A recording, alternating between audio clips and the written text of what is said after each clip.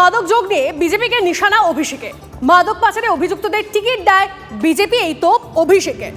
শরীফুল মোল্লা কোথায়? পাল্টা অভিষেককে খোঁচা জগন্নাথ চট্টোপাধ্যায়। শাহজাহান শেখের সাথে মাদক যোগের একটা তত্ত্ব উঠে আসছে, কি বলবেন? মাদক পাচারকারীতে যারা অভিযুক্ত তাদেরকে বিজেপি টিকিট দিয়েছে। আগে প্রশ্ন করুন আপনি দিলীপ ঘোষ, সুকান্ত মজুমদার, শুভেন্দু অধিকারীকে। আর পুলিশ কেস বা পশ্চিমবঙ্গ পুলিশ কেস দেয়নি, কেস দিয়েছে গুয়াহাটি পুলিশ।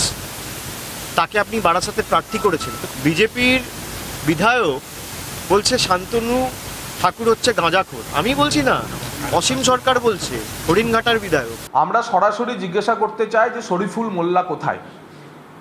অভিষেক বন্দ্যোপাধ্যায়ের জবাব দেওয়া উচিত যে আফগানিস্তান থেকে 200 কোটি টাকার যে মাদক সন্দেশখালীর জেলিয়াখালীর শরীফুল মোল্লার নামে, শরীফুল এন্টারপ্রাইজের নামে বুক হয়েছিল, সেই শরীফুল মোল্লা 2 বছরে কোথায় গেলেন? শরীফুল মোল্লা আজকে থাকলে পরে অনেক মাথার নাম কি করে ফেলতেন। তাই মাদকের প্রশ্ন যদি আসে তাহলে আমরা মা কালীঘাটের কাছে, মা কালীর কাছে, কালীঘাটের কাছে একটাই আমরা প্রার্থনা করব যে মা শরীফুলকে খুঁজে দাও, শান্তিনিকেতনে শান্তি ফিরুক।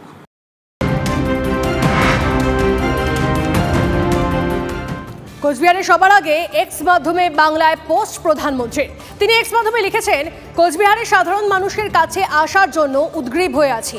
ওখানকার মানুষ আমাদের উন্নয়ন কর্মসূচিকে সমর্থন করছেন। মানুষ বিজেপির প্রতি ফের আস্থা রাখবে, আত্মবিশ্বাসী প্রধানমন্ত্রী। এদিকে ফের খবরের শিরোনামে দিলীপ ঘোষ। ভোটের মুখে দিলীপ ঘোষের দাদাগিরি। দিলীপ আছেন দিলীপে, এবার বললেন এখনো দাদাগিরি শুরু করিনি, যেদিন একটা ঘা মারবো বুঝবে। দাদাগিরি আমি এখনো শুরু করিনি, ওরা ঠুকঠাক করছে। যেদিন একটা ঘা মারবো না, কামারের ঘা দেখেনি, সিধে হয়ে যাবে সব।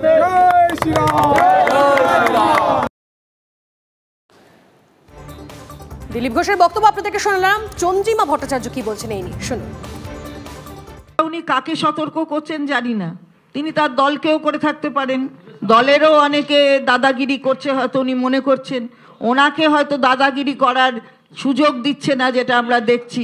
উনি ব্যাট খেলছেন, ফুটবল খেলছেন, ওনাকে দাদাগিরি করার সুযোগ দিচ্ছে না, উনি তাদের বলেছেন। তবে এখানে